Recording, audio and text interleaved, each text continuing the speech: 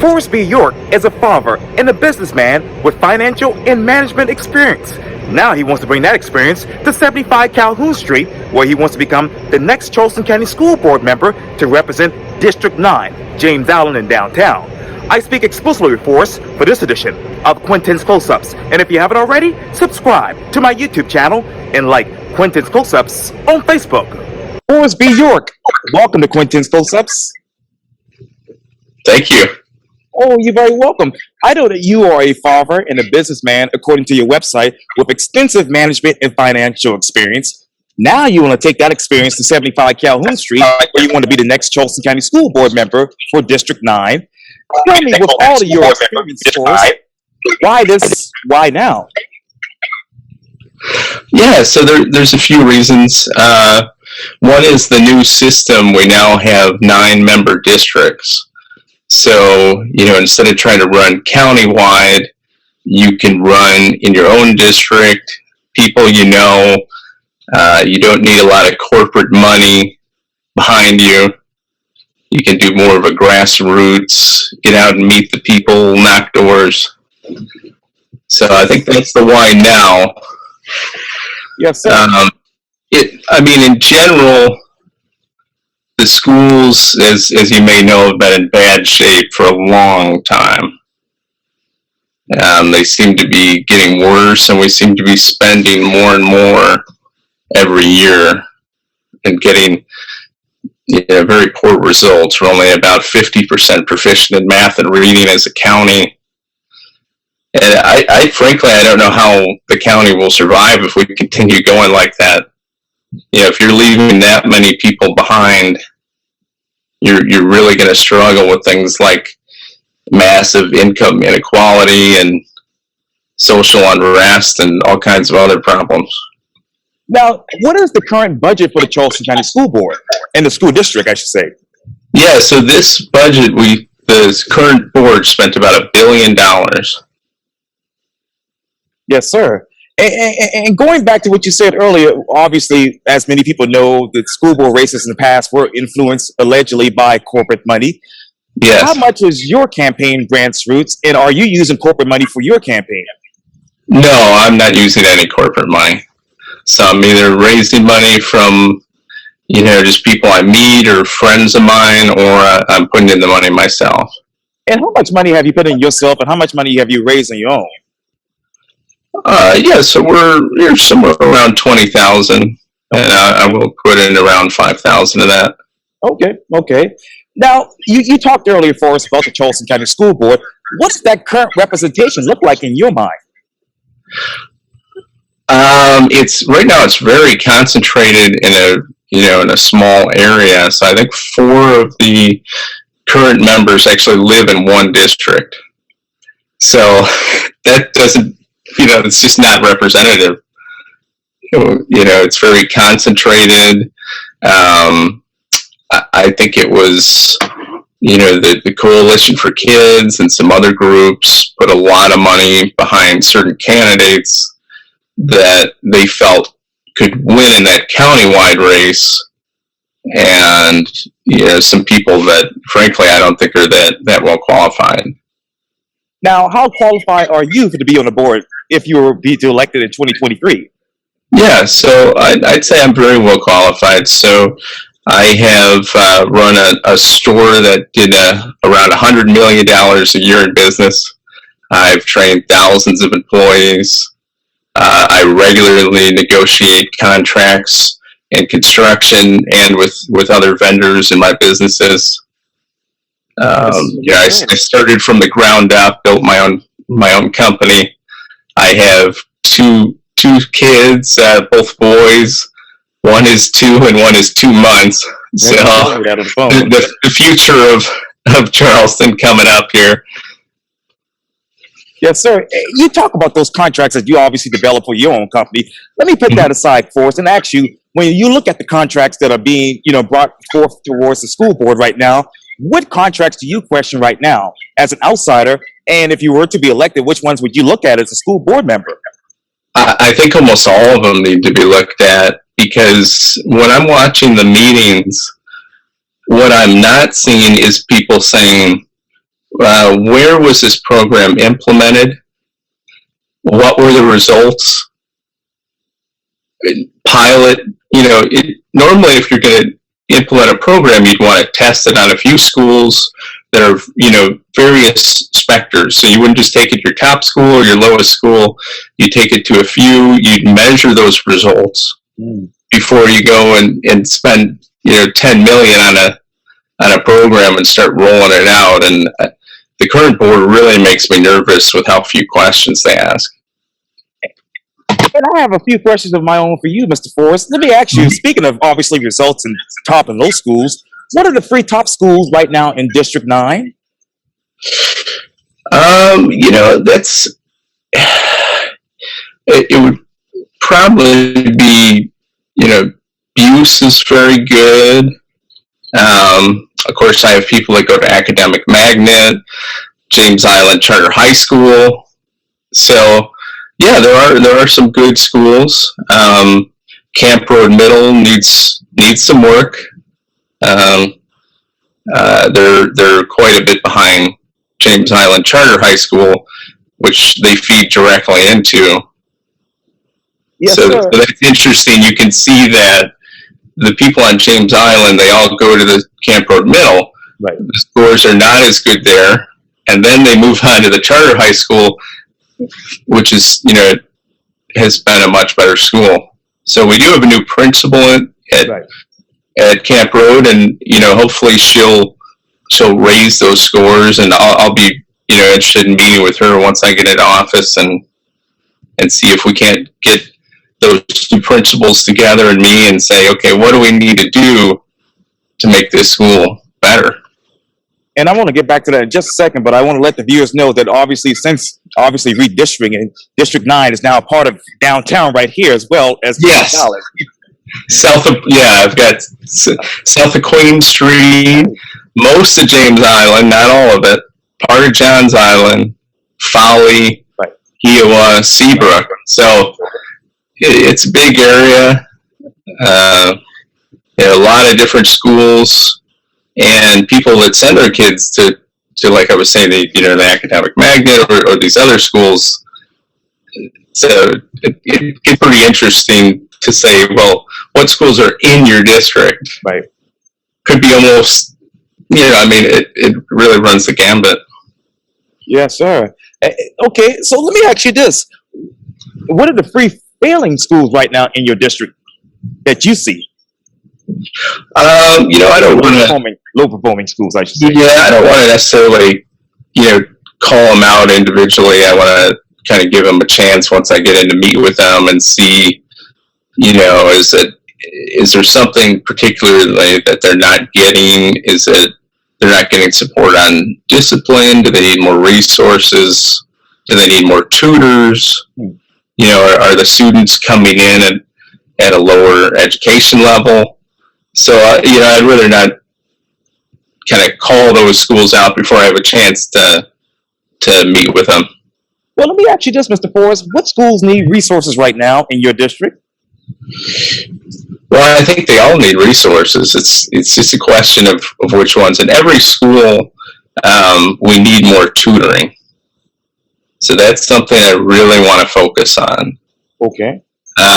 When we have students that are behind in different categories, we should be putting them with tutors and trying to get them caught up. So that's... Sir. Yes, sir. So what schools in your district actually need more tutors right now? Well, probably all of them. If I called them up, I don't think anybody would turn down the help. Yes, sir. Yes, sir. They could probably say, well, we got a couple people in this class that could use some help, a couple people over here. Right. So I think it's a matter of we need to focus a lot more resources on tutoring, as a board in general. And I'm going to talk about that as well as just a moment. But let me ask you this. You talked about the schools in your district, but what is the graduation rate right now, say, at James Island Charter High School? I'm not sure the exact graduation rate. It is fairly high. Okay. I know with that particular school, you know the demographics of the particular school. Oh, do you know what is the poverty index, say from 2021 to 2022 semester for James Allen Charter? It's pretty low. It's pretty low. You're probably, 4 to 7%, somewhere in there. Okay, so Pretty low. pretty low. Okay, and let me ask you this: what percentage of students right now at James Allen High School Charter, James Allen Charter High School, I should say, are actually scoring a C or higher on the algebra, biology, or English gateway course assessments for the end of course for 2021 semester? Yeah, I don't have those exact numbers in front of me, so I don't want to throw out numbers if I don't have those facts. Well, let me ask you: were there any growth in the MAP or ACT scores for those particular schools? Yeah, I mean, I think they have been doing a little bit better. Okay. And some of that is James Island in general. The demographics are changing a lot, and so some of that is demographics, and some of it is not. Yeah. Yes, sir. Now, let me ask you this, going over to, well, you mentioned a little bit of it, middle school earlier, but let me ask you this. What's the reading and math proficiency right now at Harborview Elementary? Yeah, I don't have those exact numbers either in front of me. No worries. Well, let me ask you this. What are the average years of experience for a teacher at Stiles Point Elementary, for instance? Yeah, again, I don't, there's so many schools, and I don't want to be... Sure. I don't want to be in front page Post and Courier, throwing out something that's inaccurate. Oh, no worries. Well, let me ask you this. When it comes to those tests, Mr. Forrest, how much does the Charleston County School District actually spend on standardized tests?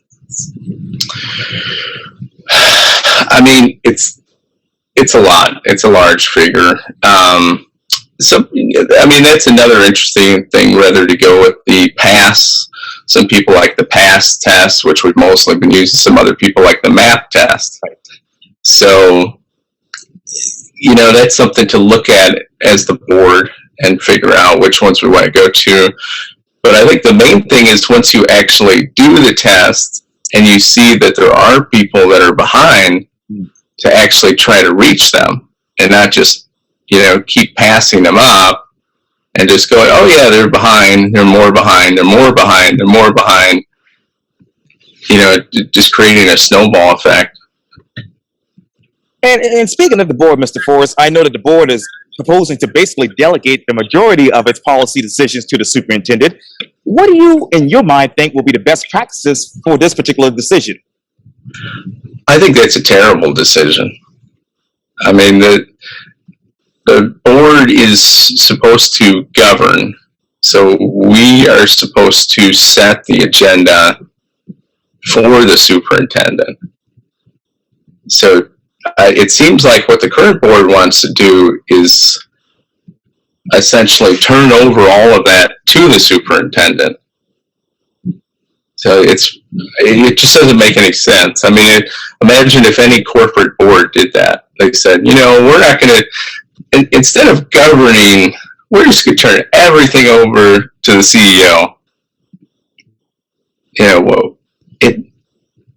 That just doesn't make any sense. I mean, the voters are going to elect people that they pick based on the qualifications that they want to represent them, and they're going to expect us to govern because that's what a board is supposed to do. And I know, Mr. Forrest, that the items being turned over to the superintendent, well, we're proposing to be turned over to the superintendent, are essentially items that still need the board approval. So how do they, as the current board, make this make sense? It doesn't make any sense. It doesn't make any sense. I mean, what I've heard, and I don't know if it's true because I haven't heard from the board members themselves, but they're worried that the new board is going to be more of a centrist or right-leaning board, and therefore they want to sort of put things in concrete that won't be able to be moved. Although that also doesn't make any sense because the new board is going to hire the superintendent. Well, that's my next question for you, Mr. Forrest. Okay, they're still obviously, I think they have some vendors right now that they're obviously choosing for Mhm. the new superintendent search. Well, then, Yeah. if that's the case, why not just let the new board pick the new superintendent? That's what they are planning on doing that, from what I understand. They're going to let the new board actually pick the superintendent. And I know this is going to be a redundant question, and you told me this in the last answer. But by dividing the manuals into the board and superintendent, are they essentially creating a new governance structure? Yes, yes, Okay. they are. They are. And I don't know if it's even, I mean, it might not even be legal because they're supposed to be the governing board. So I don't know if you can really delegate your responsibility off to somebody else when it's specifically delegated to you by the legislator. So that's, that's a question that I don't have the answer to. But again, why would you do that, especially when you know there's an election coming up? Why would you try to get in front of the new elected officials and try to undercut them? I think that's in poor taste. And I want to go back to December because obviously another controversial subject came up, and that was about the Reimagine Schools proposal. If you were on the board back then and you look at it right now, would you have approved of the Reimagine Schools proposals to take over 23 Charleston County schools? No, no, no. I don't like the idea of any schools being turned over to outside groups. It should be the board that's directing, the direction of the schools and deciding, okay, working with the administration, but they're supposed to be implementing the plan of the board. So if the superintendent comes to the board and says, hey, I really want to put your tutoring program in place for us at, maybe Harbor Elementary, right? I really want to put that in place, but I don't have the funds, or maybe we need an exception to hire certain tutors or something. That's the sort of thing that makes sense. But to just kind of turn them loose and go, well, I hope things go well. I mean, then what are you doing as a board? You're not governing. And let me talk to you about the current, the current superintendent. Technically, the interim superintendent, Donald Kennedy. Yeah. If you were on the board today, and if they want to hire him as a new superintendent, would you vote for him? I've never personally spoken to him, and I don't know what his philosophy is. I was off-put by the budget that was put out, that actually drained about 10% of the savings account. So it was actually drained 10%, about $14 million out of that savings account. And if you do that, obviously for 10 years, you would have zero in there. But even after a few years, you're going to get a credit downgrade, which is similar to if your credit goes down, your credit score dropping, and then you're going to pay more every time you borrow. So I think the idea of putting together a budget where you're draining your savings is very, again, questionable. That just doesn't make any sense. If I was on the board, I would have pushed back against that and voted against it. You need to bring a budget that's balanced. And let me ask you just a simplistic question. Then how would you help align the budget to address the needs of the students in your district, District 9, and the rest of the school district? Yeah, well, I want to actually work with the new board members to audit the entire budget. Okay. Go through, look at where the money is being spent, and probably do a lot of cutting. Do a lot of cutting, and then use that pile of money to reallocate it towards the schools. So I think a lot of money is getting wasted. And I mean, the latest number I heard is we're spending something like $20 million on the communications department. Okay, $20 million for communications in the modern age. when you can send emails to people? And why is it that the schools aren't communicating with the parents? Why do we even have this department to be in the way of this communication? That's sort of pushing the parents out, and it's also spending a lot of money. And as a side note, I attempted to get an interview with Donald Kennedy, but the communications department told me no. There you go. There you go. And you'd be surprised how many parents have wanted to get something. They wanted to talk to somebody at the school that their kid goes to, and they can't do that. They get somebody in the communications office. You got to wonder why that would be. And what is the purpose of that? It seems very inefficient. They're spending a lot of money, and why couldn't you have called? For instance, you would think you'd be able to communicate with Kennedy's secretary or whoever else, and they could say yes or no. Yes or no. They don't need to take that message. Take this message over here, send it to this other group so they can read it. Whatever they do with it, I don't know. 4 or 5 people look at it, talk about what their response is going to be, and then they send it back. I don't know. I'm going to have a lot of questions for the communications department. And I hope, God willing, I can be able to sit down with Mr. Kennedy one-on-one so that I can ask him, some hard questions about what's going on at the school board. But let me ask you this, Mr. Forrest. When it comes to obviously trimming this budget, what else would you trim inside the school district right now?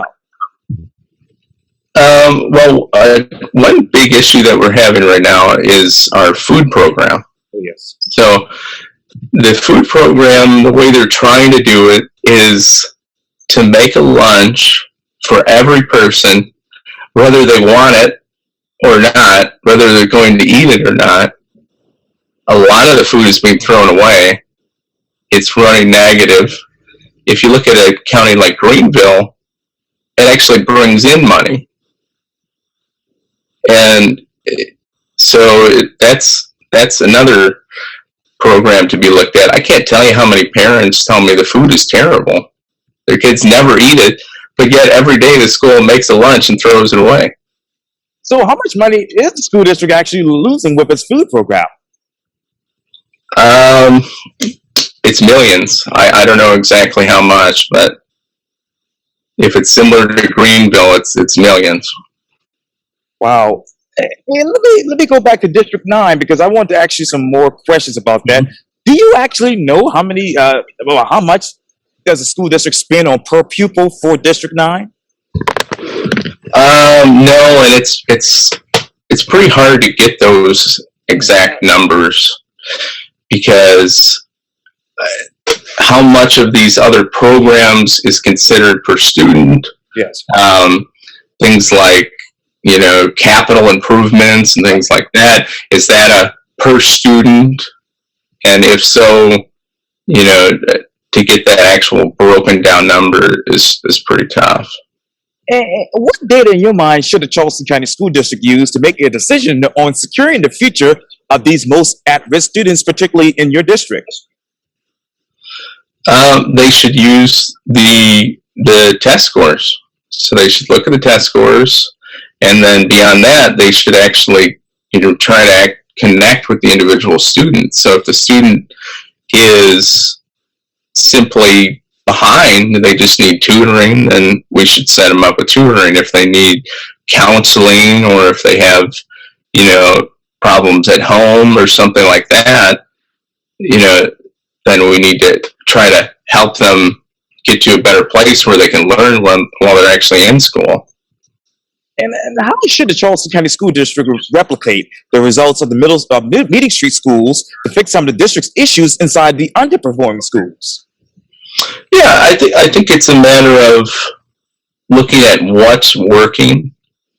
So for instance, like I was saying, if we get together the new principal of Camp Road Mill and we get together the James Highland Charter High School principal and talk about, well, what are you doing that's working?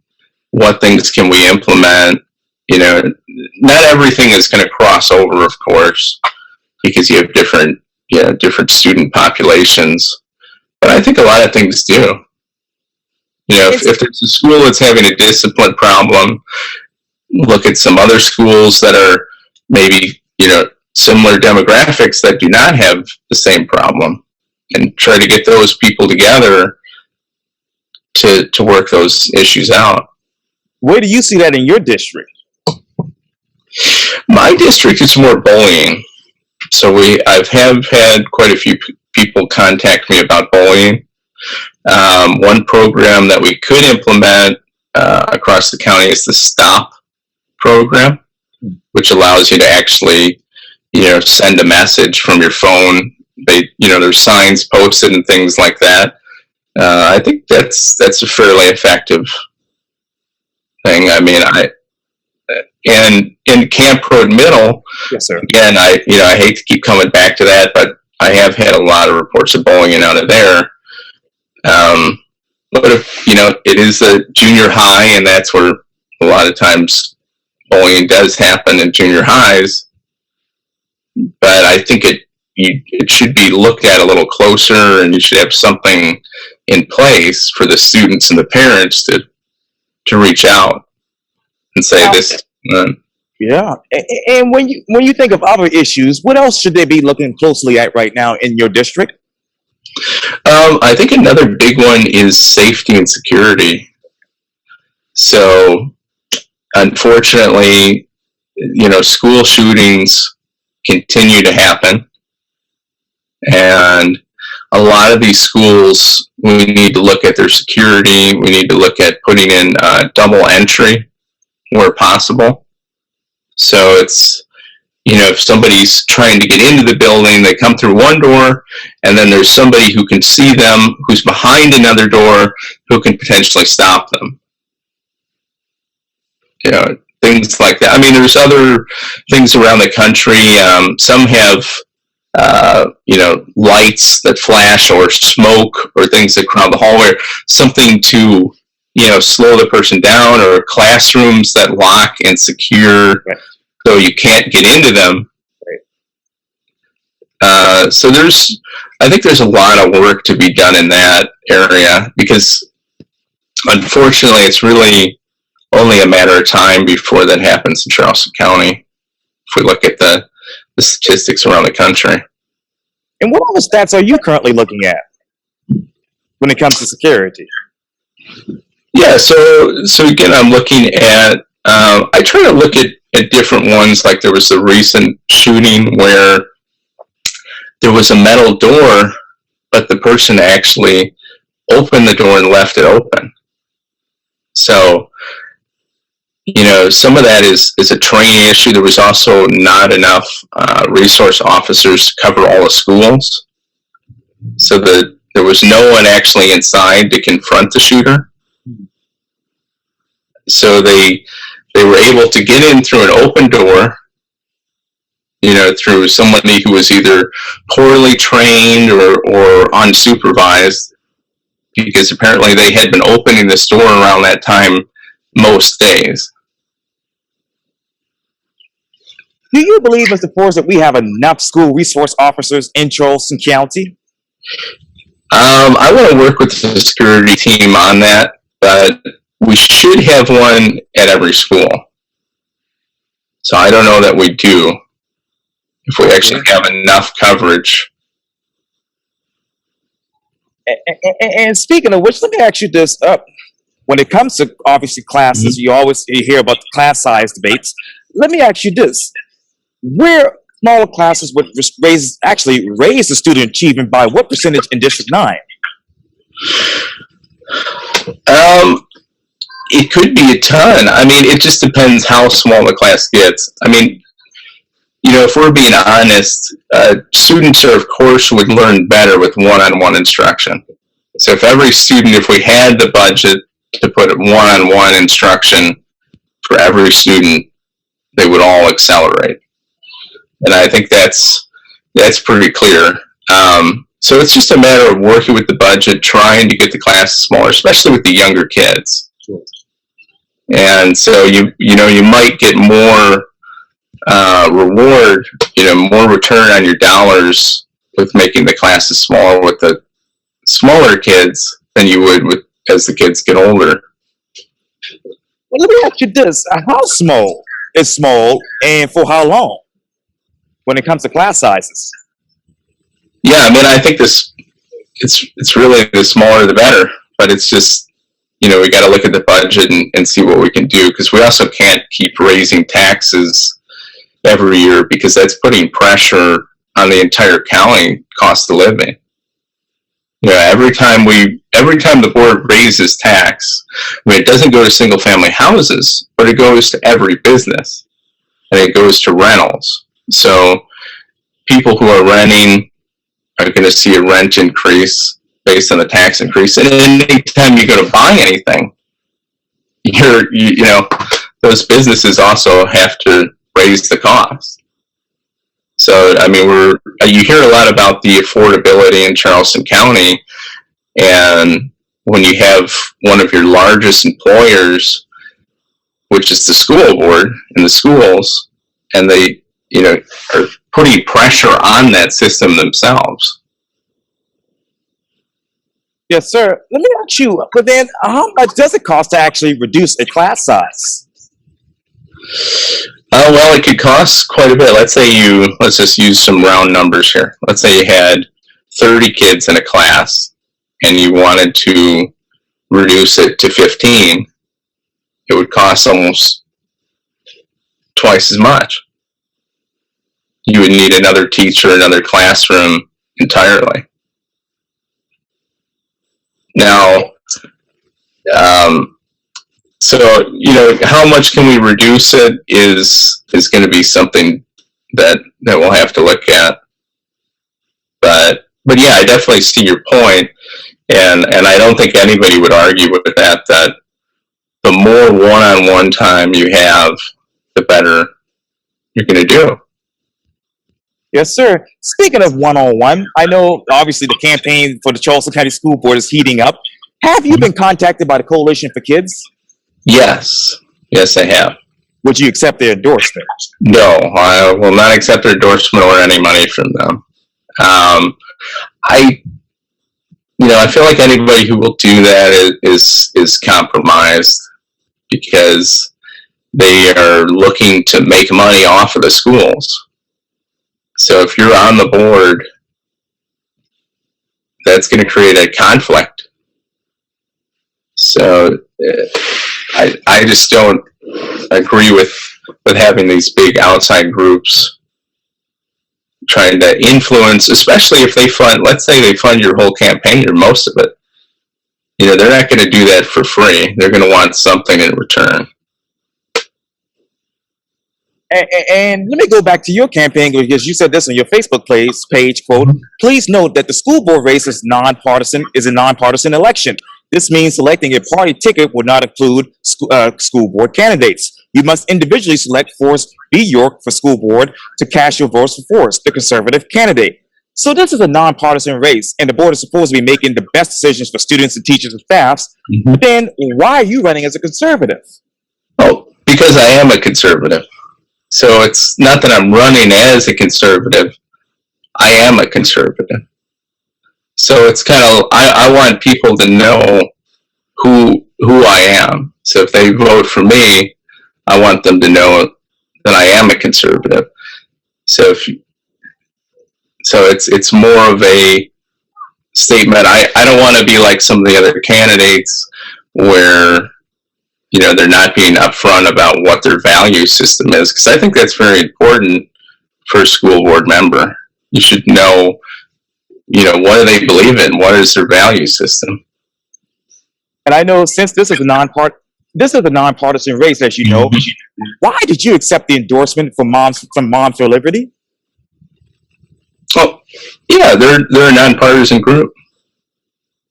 But they're an outside group, right? Yes. Okay. Yeah.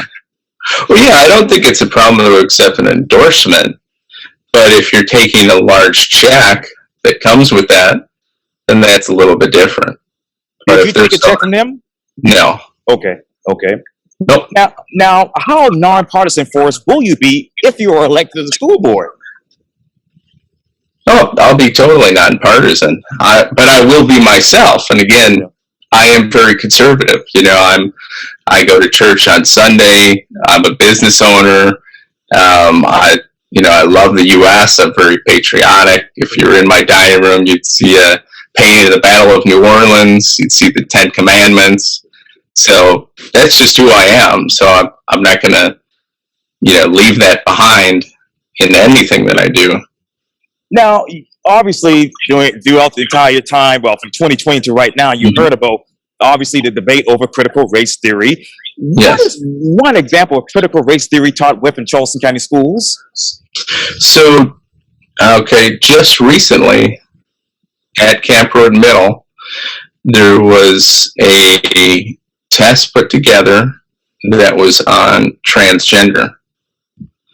So it was a booklet that was given out that was not informational, it was pro-transgender and how you could be an ally to transgender. And then there was a test the next day on it. And can you tell me one school besides obviously that school that is actually teaching critical race theory in Charleston County? It's kind of interlaced. So I get, most of the examples are not that blatant. Sometimes people send me things that, like, for instance, how many, if 5 of 10 people are Trump supporters and all Trump supporters are racist, how many racists are there out of the 10? This was an actual question that was asked at a Mount Pleasant test. And I know I'm running out of time, and I would love to get you back on if you're elected to. But Forrest, Zoom is only giving me like less than 20 seconds. But Forrest Bjork, thank you for your time. And again, welcome to Quintin's Close-Ups. Thank you. And so you'll email me one or how long? The link. Yes, sir. I'll send you the link as well. Yeah. All right. But yeah, I'll be happy to come on once I get in office here. Let you know how it's going. Okay, I'll be here. All right. Thanks. Okay. Bye-bye.